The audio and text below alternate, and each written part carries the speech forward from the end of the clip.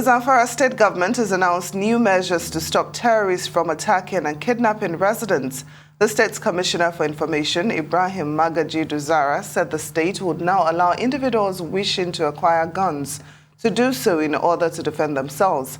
He said the government has also directed the State Commissioner of Police to license all those who qualify and are wishing to obtain such guns. The government also established centers for the collection of intelligence on the activities of informants, recruitment of 200 additional community protection guards in each of the 19 emirates of the state, formation of a special committee to receive intelligence on the activities of informants, formation of additional paramilitary units, and reconstituting of the State Committee on Prosecution of Banditry-related offenses. Former Army Spokesman General Sani Usman, who's retired, joins us now to speak on the legality of the government's directive and what impact it could make in combating banditry. Good to have you this afternoon. Thank you so much for joining us, sir. Good afternoon, and thank you for having me on your program. Yes. Well, we know that the situation is quite dire for statements so strong to come out as to encourage citizens to arm themselves. It is, there are many questions that I have, but the first starting with, in a situation like this where citizens are being encouraged to take up arms, could we not fear that it might have more of a negative effect? I know the situation is quite dire in the north of the country, but could it not lead to the arms being in the hands of the wrong people and causing further chaos, violence, and bloodshed? I just want your opinion on that, sir. Yeah, good afternoon, and thank you so much. You asked a very, very valid question. I can understand, the frustration and the concern of the governor of Zamafara State, as well as every other well-meaning people about the security situation, not only in Zamafara State, but in the northwest geopolitical zone, as well as other parts of the country. So it is not surprising, actually, that the government has come out with this policy directive. But the security policy directive left so much questions and answers for quite a number of reasons. First and foremost, I think the most persistent one is the issue of, calling on Zamafara State's indigent or citizens to, arm themselves against the bandits and the kidnappers. Now, I am not a legal expert, but with my little knowledge about law, I think this issue is a recipe for disaster for quite a number of reasons. One, the governor said that the commissioner of police will issue license. When you look at the powers of the state commissioner of police to issue license, I think it is just then guns and only for game. And we know that the bandits and kidnappers have graduated from AK-47 to more sophisticated weapons, to rocket propel grenade and all the rest. So not even the Inspector General of Police have the powers to issue an AK-47 rifle, which is the primary weapon the bandits use. So automatically it will not serve the purpose if you ask them to be armed with a lesser, it's just like somebody confronting you with an AK-47 and you are using catapult against such person. That is one. Given the kind of now that the political atmosphere is fully charged, in the next coming 2 months or thereabout, campaigns for the general elections will go into full swing. And with so many arms and ammunition in the hands of individuals, you can understand that it may likely be hijacked. And we know that there are various remote and immediate causes to the issues of security in Zamafara State. And one of them is the political issue. We know how it started in Dansadao and other parts of the country, and the fact that then governor, they were so determined to remove him out of power, and some of these individuals were armed. So how do we know that we will not go back to, the factors that brought about this political issue, these security challenges? You see, the problem is that I think we tend to militarize all these issues. We know causes of these security challenges to a large extent behoves on issue of governance. We know the level of poverty in the northern part of the country. We know the level of illiteracy. We know the level of unemployment. So we should be thinking out of the box. Go to the root causes of these problems. Yes, some of these, solutions are quite, one of the two. One of the several others. But there are so many other things, like closure of the market, cooperating, to what extent? Again, if you look at even the constitution of, the Security Committee, particularly the Intelligence Committee, the Zamafara State is blessed with enough experience and credible human resources that have made their marks in security and intelligence gathering in this country. Take, for instance, one of their sons had at one point in time had the security, the intelligence arms of this country, to the point of being a national security advisor. They had a former inspector general of police. To what extent, in fact, some of the traditional rulers have also worked in the Department of State Services. To what extent has the government been working hand in glove with these people and to make sure that the issue of the menace of informants are decisively dealt with? And we know that the local government system, even without this insecurity, is not even working, and is part of the problems of the security challenges we have in this country. So if we can improve on that, and again, if you talk about arming themselves, now an average AK-47, depending on where you buy it, goes for as much as 1 million naira. Given the level of poverty, how many indigenous or how many citizens of Zamafara State could afford, an AK-47 going for the sum of 1 million naira? And again, the federal government has established the small and light arms, control center. Now, we are battling with the fact that the proliferation of small and medium arms is within is circulating in this country. Now, we are trying to mitigate that, and now you are trying to arm people to compound the problem also. So these are some of the issues that we have to look at. And beyond that, again, I made mention of the fact that there is need to look at, in retrospect, to look at what are the remote causes, what are the immediate causes. Part of it is the issue of injustice meted out to the various segments of the Zamafara State, or in fact, Nigerian society as it is. Because we all know that the inability to apprehend, prosecute perpetrators of crime, make them to have the effrontery to commit more. And those who are law-abiding, they become desperate and will think of taking law into their hands. But if we improve on the justice system and there is equity and justice, I think there won't be much problem. Now, even the General Usman, if you permit me to comment at this point, you spoke about root causes. You've mentioned it a couple of times right now. And looking at it just last week in the Chogo meeting in Kigali, President Muhammadu Buhari said that one of the root causes is the collapse of Libya. And that led to arms and also terrorists pouring into the Sahel. And he says that if the Commonwealth of Nations can help cap what is happening in Libya, certainly the trickle effect will see probably insecurity be minimized. Do you think it's one of the solutions to the myriads of problems we face, especially in the north? Of course, it is one of the solutions. Part of the problem is the proliferations of arms. We don't manufacture, except for Diacon and local manufacturing industries, we don't manufacture some of these sophisticated weapons.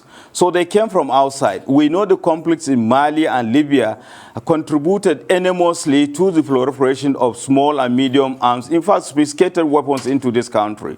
And we know the people that manufacture these arms. They are looking for market for their product without regard to human lives and the consequences. So I think the president called is in the right direction, but we have to go further to impress on them, because Commonwealth, to what extent could Commonwealth impress on the largest arms manufacturer in this world, the United States of America? So these are the issues. Now, this is just one out of the several causes. I made mention of injustice. You know, I was talking about the group, you know, the security outfit, now they are trying to fashion out. What will be the composition?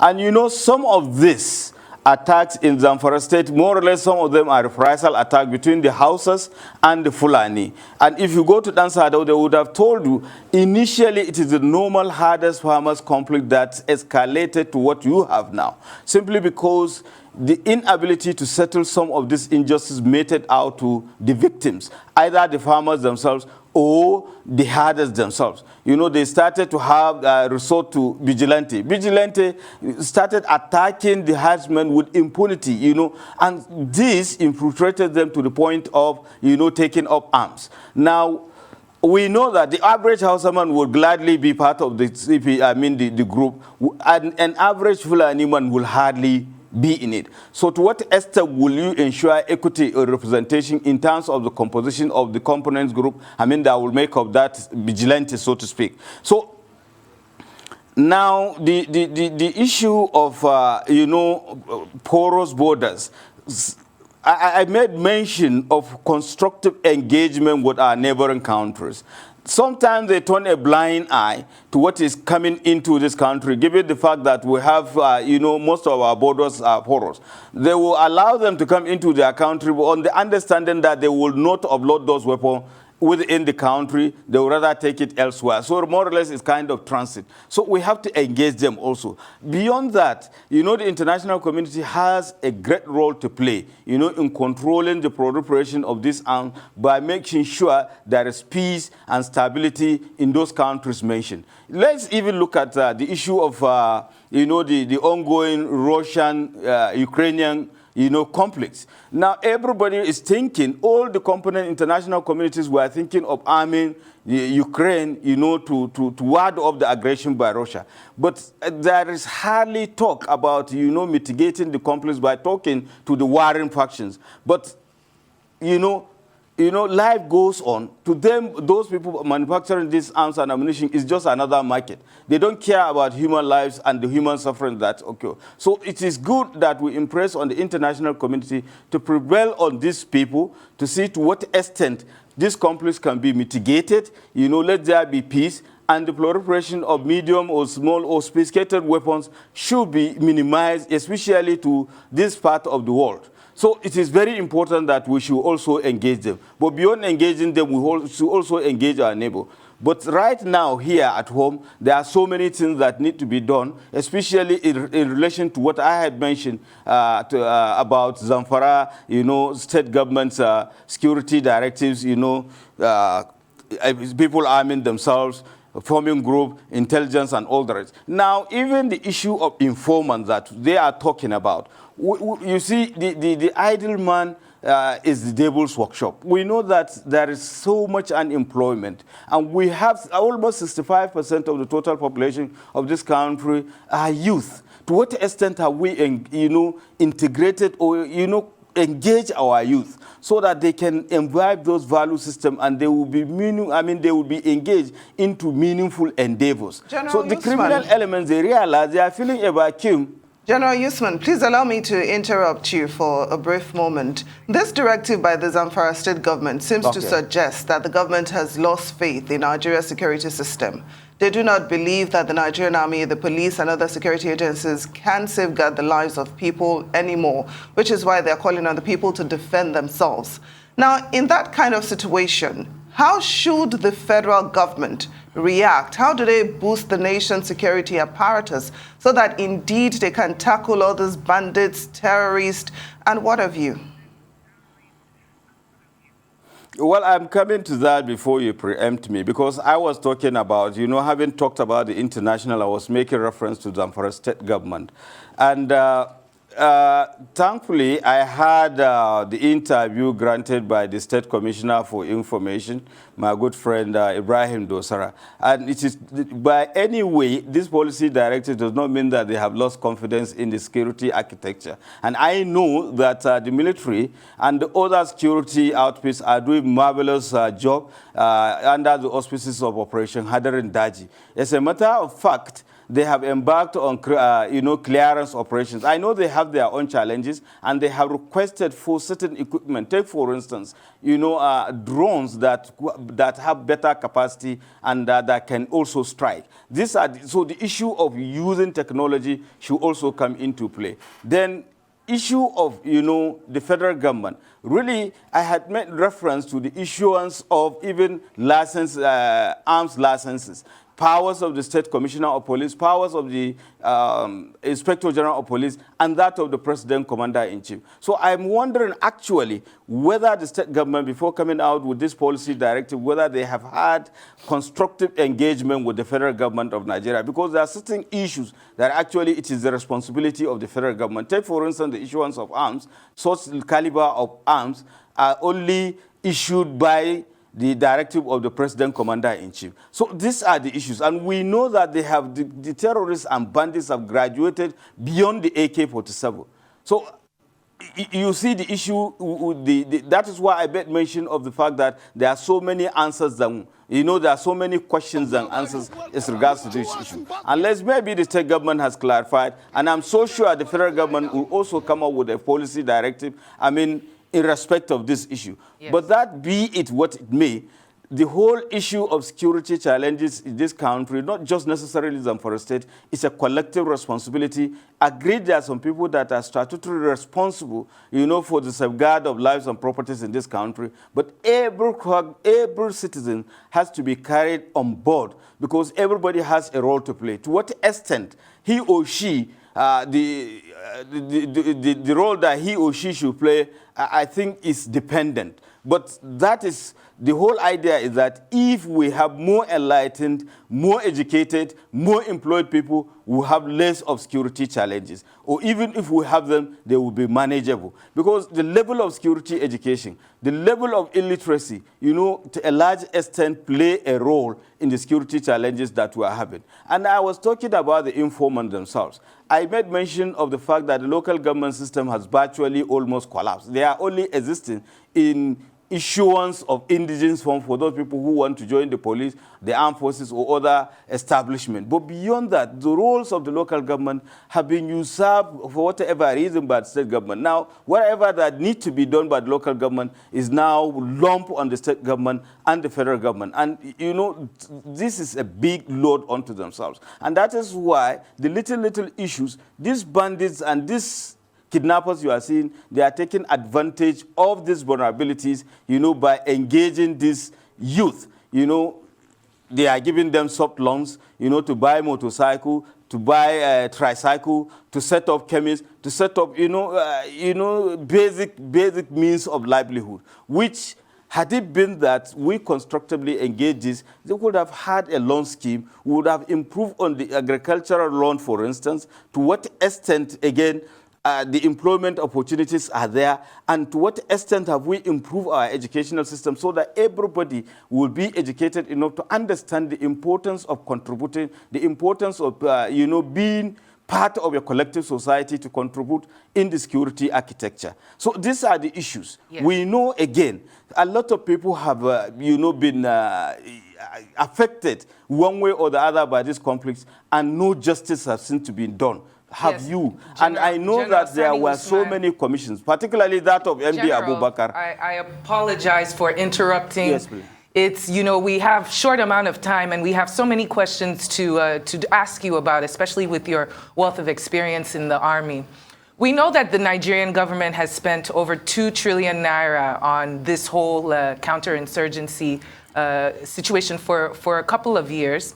And we also know that it hasn't gotten any better. Now, you were suggesting that education and having individuals who are well-versed in these kinds of tactics and strategies be pulled on board rather than getting individuals who aren't quite as well educated. Now, You had a couple of months back suggested for telecoms masts to have cameras on top of them, especially in the hardest hit areas of the north where the bandits are hiding in the forest. I want to ask you about the role that technology plays in this war. We're hearing that a lot of the issues are the fact that these government agencies and the police and security agencies, there's no synergy, there's no collective data that they all reason from and all work from. So what role does technology play in making everyone get on the same page, especially with the fact that we have bodies such as the National Information Technology Development Agency, as well as, the National Space Research and Development Agency. We have all these bodies who seem to be quite equipped with the intellectual capacity and the technological capacity to maybe help mitigate some of these issues, or at least try and address some of the problems. What is your say about that? Well, I think you are even emphasizing what I've just said, because I was making reference to technology. I made reference to drones. Drones are a product of technology. And there are so many others in terms of, telecommunication also.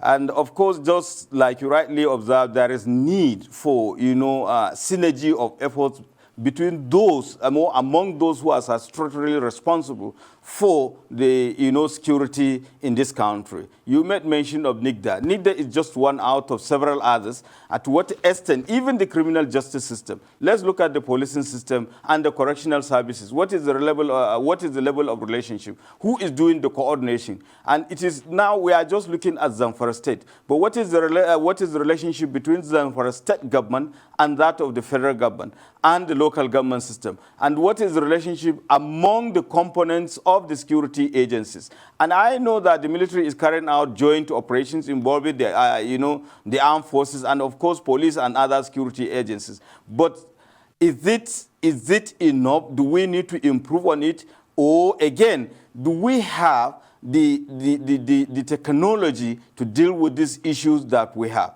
That is why I make reference of the fact that we should have cameras, in strategic locations, not just necessarily the telecom mast, but also in strategic locations that we can be able to, monitor. What that does, they may not stop the crime, but at least it will enhance our response system. Then beyond, you cannot respond in time if you lack the capacity. But this is not issue of capacity again. You should have a good way of getting information and disseminating that information among the end users who will respond accordingly. But they cannot respond if they lack the prerequisite equipment and technology to do that. The most importantly, again, the human resource is the pivot around which the Nigerian state revolves. But we seem to,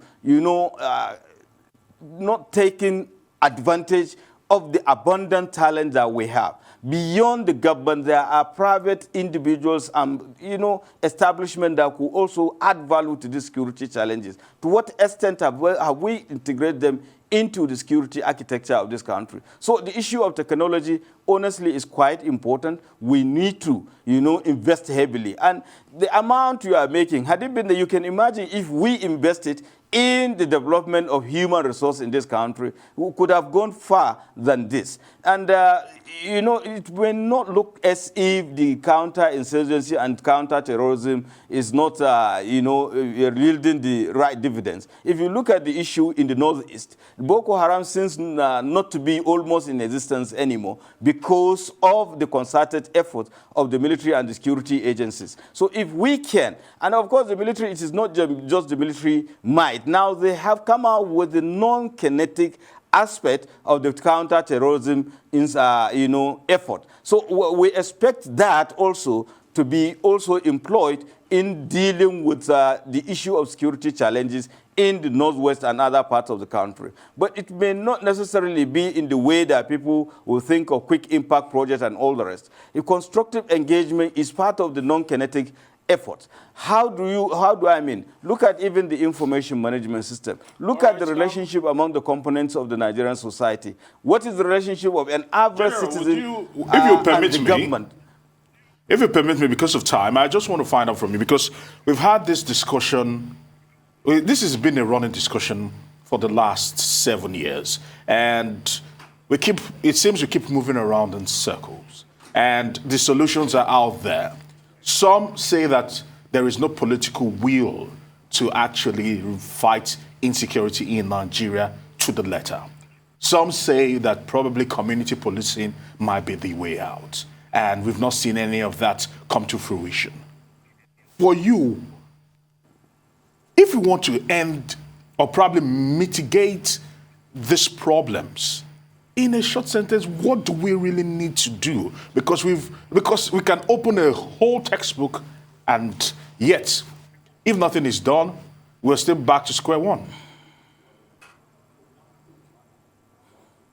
Well, it's a very simple thing. I made mention of the fact the justice system.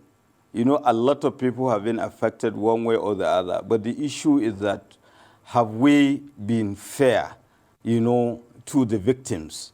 And we should improve on our, you know, justice delivery system so that justice should be seen to be served not only to the benefit of the victims, but even the perpetrators of the crime. We have the extant laws. To a large extent, it requires, you know, constructive engagement between the components of the Nigerian society. The government, we have 3 tiers of government. To what extent the state government are in tune with the federal government and the various state government. I make reference to the state, let's even look at the constitutional provisions of the police council, which is a constitutional provision. To what extent have police council been sitting and deliberating on security challenges in this country? And we all know that the neglect of our policing system brought us into this quagmire we are in. Because there are no countries without police. I know that there are countries without armed forces, but there is no country in this world without a particular policing system. So unless we improve our policing system, we'll go into cycle. And that brought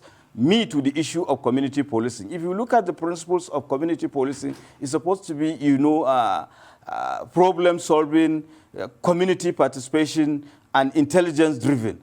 To what extent do we have them? And I made mention of the fact we tend to militarize the security or the complex situation in this country. We know that to a large extent it is the issue of intelligence gathering and dissemination, and of course the ability to, you know, and the capacity to react. Former Army Spokesman, General Sani Usman, thank you so much for joining us on Newsday. We've really enjoyed this conversation.